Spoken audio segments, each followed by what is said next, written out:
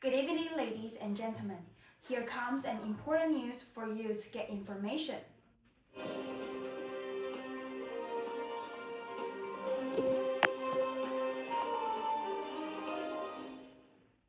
evening. This is Paris News Network year 1482. Tonight's breaking story. A young woman has been arrested for witchcraft and attempted murder. Authorities have identified her as a gypsy dancer known for performing in the streets of Paris. Witnesses claim she used dark magic to seduce captive phoebus before allegedly saving him. The court has moved quickly. She has now been sentenced to death. The execution is scheduled to take place publicly. However, questions remain. Was this truly a crime of sorcery? Or was it a story shaped by fear, bias, and power? Inside Notre Cathedral, another figure has drawn attention. Claude for the respected Archdeacon of Paris has developed an intensive attachment to Esmeralda. Religious devotion appears to be in conflict with the personal desire. At the same time, high above the city in the Paris of the Bell Tower lives a man rarely seen by society Quasimodo, the cathedral's bellringer. He remained silent. The bells has not rung for days. Some believe he has also fallen in love with Esmeralda. As the penalty approaches, tension rises across Paris. Our reporter brings you this report. As you can see, a group of gypsies are gathered outside the cathedral. They claim to rescue Esmeralda before the sentence is out. Armed soldiers have surrounded the area. The atmosphere is unstable.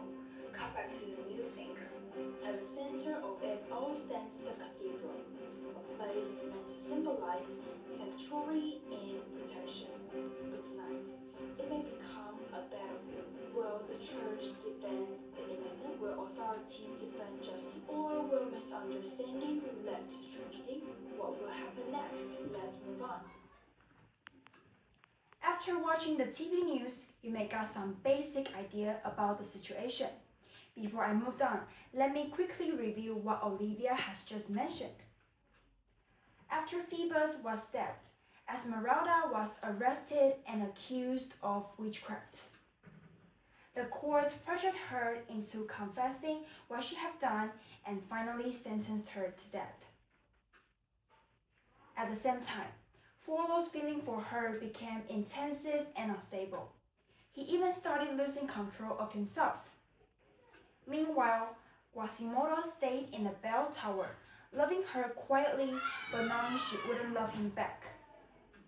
All of these tensions kept building up and lead to the peak of the story.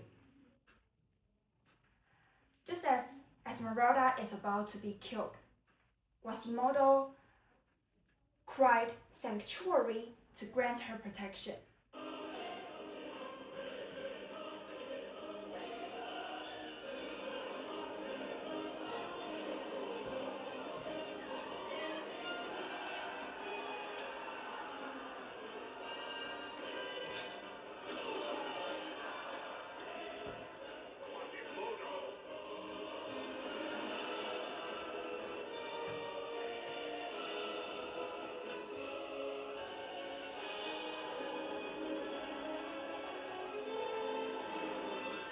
Sanctuary.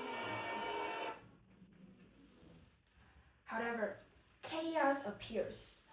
When Copan and the gypsy are gathering outside the cathedral and attack the cathedral to save Esmeralda, Quasimodo misunderstands their intentions, so he fights them off the tower to save Esmeralda. During the chaos, Frollo finds Esmeralda and gives her a final and cruel choice: his bed or the grave with her name. Esmeralda refuses both of them. So Frollo flew into a rage. He surrendered Esmeralda to the authorities, and Quasimodo watches all of this in the bell tower in horror when Esmeralda is about to be executed. He saw his master's smiling at the sight of Esmeralda's death. He became furious, and he started to notice that his master's evil heart. And furious, he hurls full of the cathedral.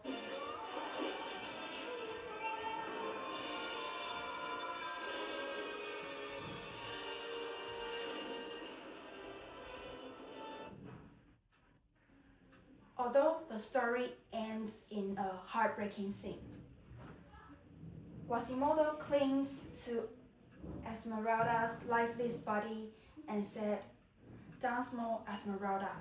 Dance, my Esmeralda."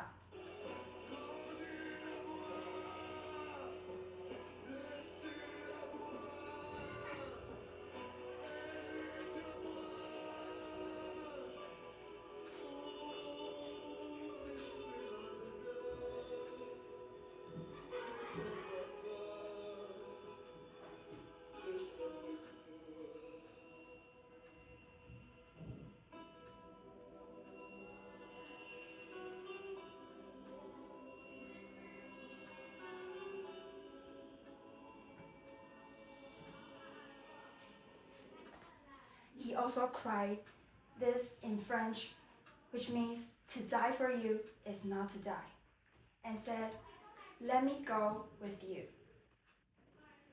The story reminds us that while obsession leads to destruction, even in darkness, humanity still shines.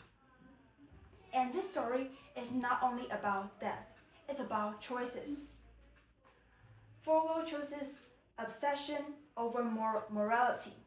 Phoebus chooses selfishness over courage. The crowd chooses justice over fear, and Quasimodo chooses love.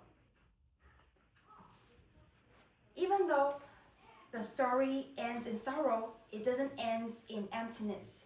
It gives us some question. When faced with fear, do we protect ourselves or others? When love demands sacrifice, do we hold on or just let go? That's all from me. Thank you.